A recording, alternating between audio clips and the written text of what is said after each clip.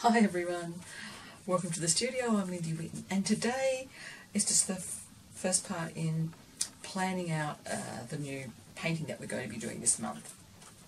And planning.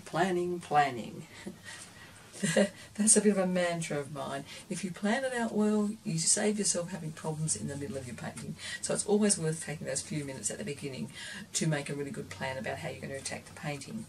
What I have here is two versions of this photo, and I'm just going to show you. This is one of the photos that I'm looking at as a reference, and I like the fact that it's got a lot of sense of depth. We have the river pathway through the wetlands coming back into the flat ocean with a nice shine on it, and then there are the hills in the background. We've even got a couple of overlapping areas of land with a little bit of water between them, so nice sense of recession. This plant here and this one help with that feeling of recession too. I'm thinking of maybe cropping it a bit, so we'll have a little look at what it would look like cropped. I'm just going to there we go. I was just looking for it on the, so I could take it in a little bit. I have a frame that I quite like that I've used before, which is quite long and thin, and I was just seeing if I could fit this in here. And whilst it does fit in, I'm not sure that we're losing too much of what I like about this, so let's put it back. It's always worth playing around with. So now I'm going to just look at another one. Here's the next photo that I was looking at, and you can see it's a much wider, it's a landscape portrait, and I don't think it emphasises the distance as much as having the portrait, but you do get some extra sweeps of curves coming in. You get to see more of this. I want to emphasise the red on this one, so even though there's not a lot of red here, now I'll show you some other photos that I have, and we'll see. Now this one is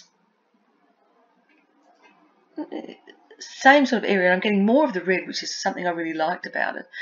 But let's just have a little look. The curve of the river is not so good. I preferred the curve when it was coming through this way. Maybe not quite like that, so let's rub it out.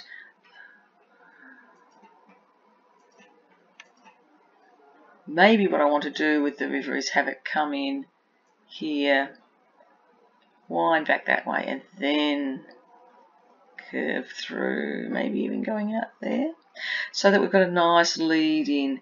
So I could use this and just change the course of that little dry creek going out into the sea, and that would help me too. It does lead me back to this area, which is quite good. I'm still not convinced that that's the best one, so let's just move on to the next one. This is very similar to the last one, but you can see here that the lead in comes down like that, and then it does turn the corner. You're losing it behind this bush here. I could make it so I can see a bit more, and I could continue this along this way, and even maybe have it turn the corner and come out there, so I've got a nice sinuous lead in, and I quite like that. So that's something to consider. This is very similar to the first one I showed you, the portrait one. I have this little mountain hill back here in a great position, and then here's the lead in. It's although it's got a sinuous curve to it, it's fairly straight, so I could move that. I might take it over this way, so I have the leading coming this way. I don't have as much of this really nice red in here, but I can choose to change that myself. Does it have as much depth as the other one? I still don't think it does. So going back to that one we were just looking at, I'm now just going to try cropping it a bit. It's slightly different than the other one that was a portrait because this bush was not overlapping that one. So I can pull it in. I could try a square. I haven't thought about a square. And I do quite like a square. So I think this is what I'll be going for. I may change the course of this slightly, maybe give it a little more of a curve like so, coming back here. I'm going to ramp up the red there, and I think a square is what I'll go for. So it does pay to play with your composition and see what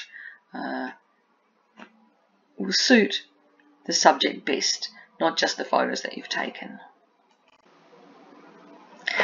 I've now chosen the vanilla filter, which is like a black and white, so that I can see at what the values look like really easily in this format that I've chosen. And if you do the whole squinty thing, you can see that this is predominantly a mid-value painting. There's a medium area of light value, large area of mid value, and then just a small area of dark. So the very dark values are just going to be the accents in this one. It's going to have a lighter, summery feel to it. And what I'm going to be relying on for the contrast mostly is the complementaries of the red and green. So let's wind that back up. You can see here the red and green, and I'll be re-emphasizing that red so there's a lot more of it. And I'm going to now look at what paper we can choose to use underneath it, what colour. How I came to the decision about which one to paint. Okay, so we've seen how that worked and the decision I came to.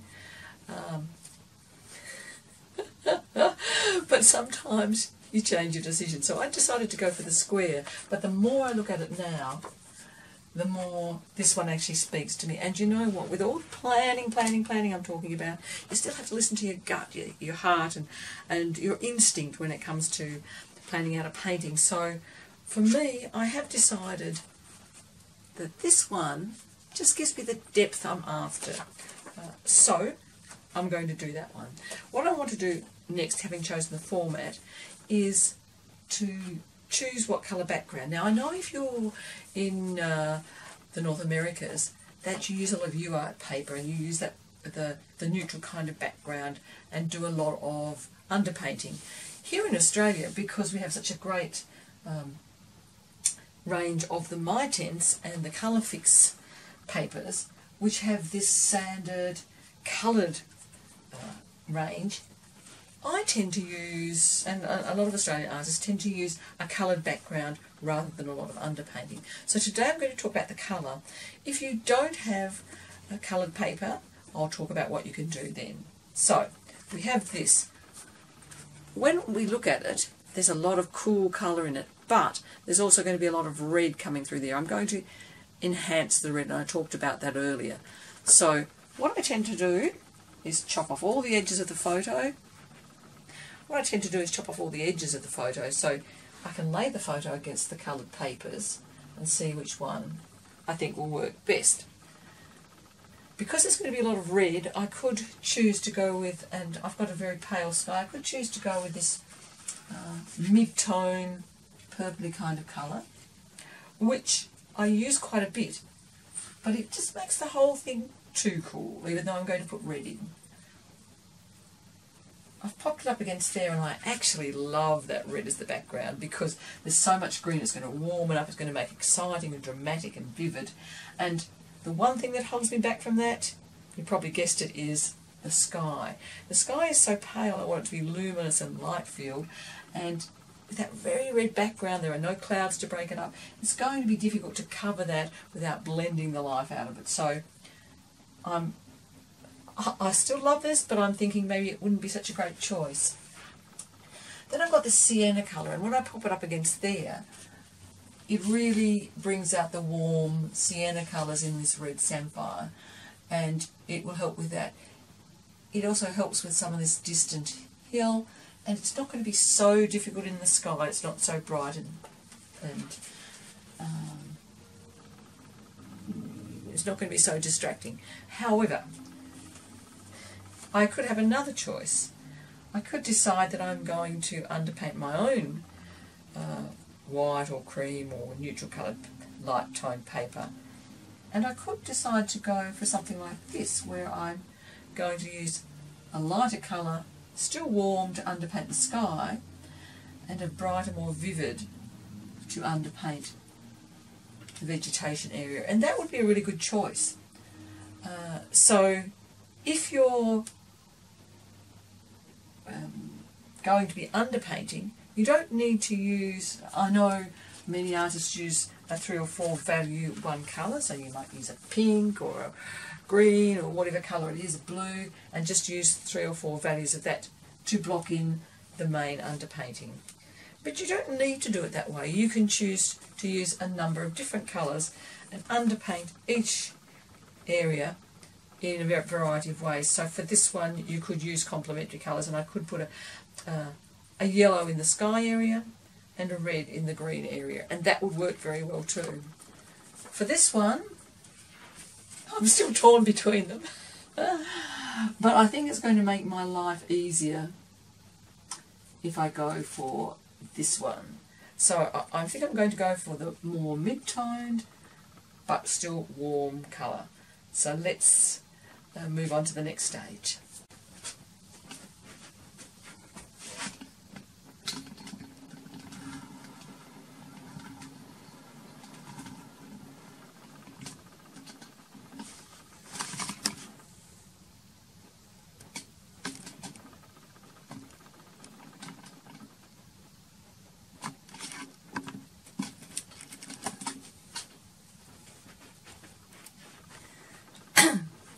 So we're back again now, still in the planning stage, and what we're going to do is do thumbnails, a value mat, and choose our palette. And I've got the paper taped up here just at the corners.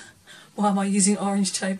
Because someone gave me 7 reels of orange masking tape, and I'm a bit thrifty, so I'm using that.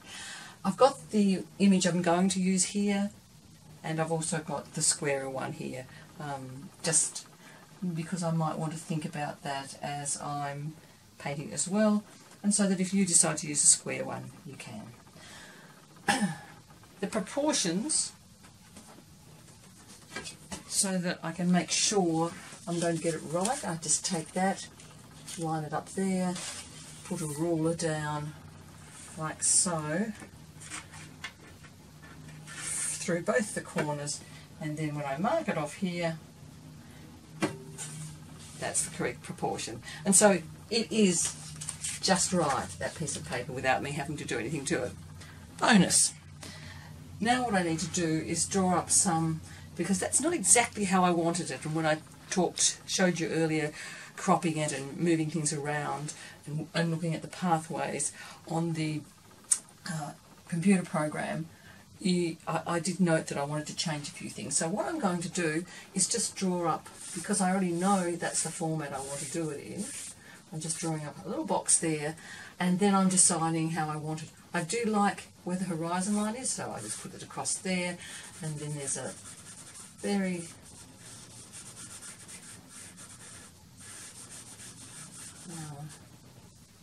I've moved the mountain a little bit across in that one, and that's probably not going to work already, but let's put another one up there.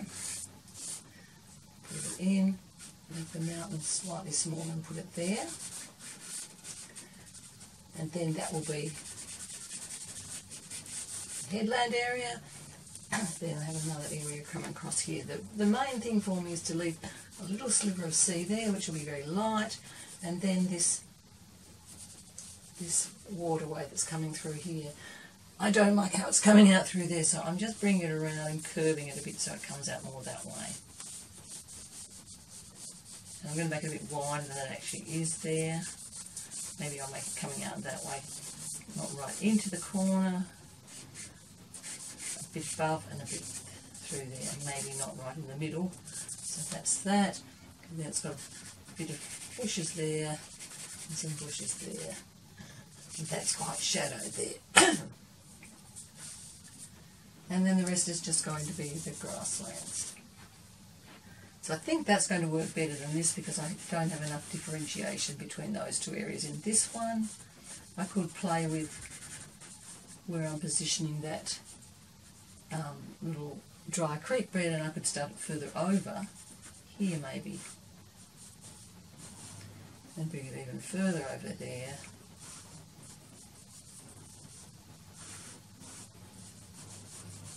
And somewhere here, so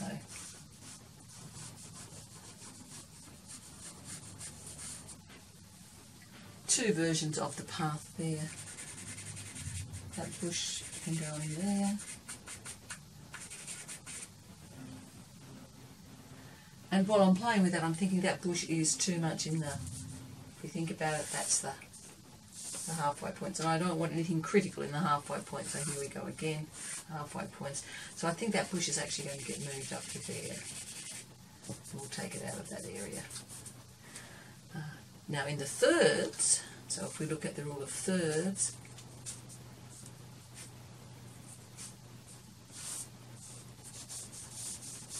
you find that that horizon line is on one of them.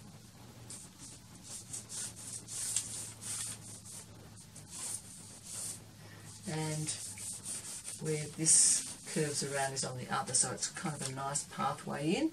I've also got it passing through. On this one I've got the same thing, there's a third, there's a third, there's a third, there's a third, so I've got the edge of the bush on that one. So I could probably move the bush over a little bit further there. So this is the one I'm going to, this is why you do planning, because now I think I might combine a couple of things out of that. So I'm going to do one more thumbnail down here. And here's my thirds. I'm just marking them on the sheet as I go. So I'm going to put the horizon on there, maybe even slightly higher than the third. So I think what I'll put there is the water line. That's going to be the mountains coming across there. And then over here will be the bank coming across there. Another sliver of water and another bank. And I actually like this coming out from quite far over there. I'm doing it that way. Bring it over, curl it around, and I like it coming more like that. And then that bush, I want to be on an intersection of those. So the top will come up to that third and the side of it will come out there. And then some more bushes there. And I find that more pleasing than either of those. So this is what I'm going to go with. Now, that thumbnail can be the basis of your value sketch, because I've already put in these areas here. That's not really as dark. That's not really going to be that dark. So I'm just pushing that back a bit, blurring it off a bit. What's going to be darker? This area here. So let's get that a bit darker. These bushes here are quite dark. And then I'm going to have some darkish sort of shadowed areas along the edge of that, where these bushes. The rest of it all is all sort of a mid. So I'm just putting in the mid.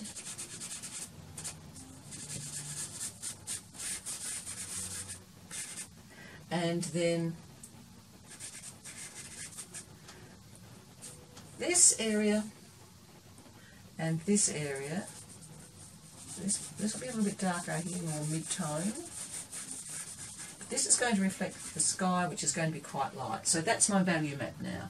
It's got a lot of mid-tone, so the mid is the most. Then I've got a medium amount of this light, so let's go medium. So it's a lot. There's some, let's call that some of the light, and then the dark values have just a little. So I've got a lot of the mid-tone, some of the light tones, and then just a bit of the dark. So the dark values are going to be the contrasting element to all that light and mid-tone. And then what's going to be the other major contrast in this painting is going to be the warm against the cool, the warm of the samphire against the cool of the grass. And as I said before, I'm going to ramp up that red. So I'm just reminding myself here that I want a lot of red in it by just popping on a colour note there, that's going to be quite red, and then it's going to have a lot of green in there. So I can do that little colour note if I want to there. I'm also going to remind myself that I want quite a bit of the sky reflected down into this area here, and that's going to be the sky there. And they're just little colour note reminders to me that what I really wanted to do with this was to ramp up the red. So I've put a little colour note next to there to remind me. The next thing I'm going to do is choose my palette. So here I have the palette already chosen, and I'm just going to angle the camera down so you can see it without me tipping all the... There we go, that's better. Oops, angled a bit far.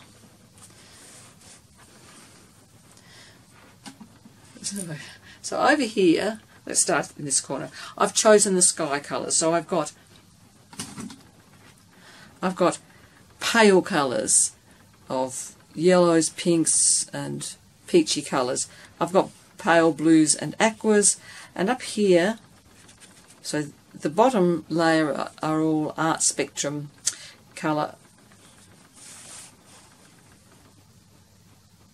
The bottom layer, the larger bottom pastels are all Art Spectrum, and then the top are some Conte because I want some harder sticks to do the blending for me with sticks rather than fingers. Here I've got some greens and yellows for the grasses, some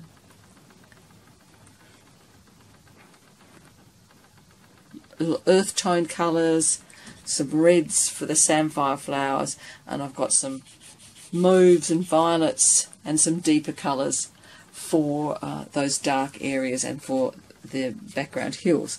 So that's my palette. I'm just going to pop it down here. It's just a little cardboard tray which slots nicely under the two knobs on my easel, so it's very easy for me to get at it. And I've kept them in that little order there, so it's easy for me to pick them up while I'm talking to you. That's the beginning palette. I will be extending that palette with softer ones as I progress, but first I'm going to put in with the harder pastels. Here we are all planned out. First of all, I took the photos and I reworked them to get a composition that I liked. Then I chose the paper colour. Then I moved on to doing thumbnails, a value mat, and choosing my palettes down here. I've put some colour notes on there to remind me that I want to ramp up the red. So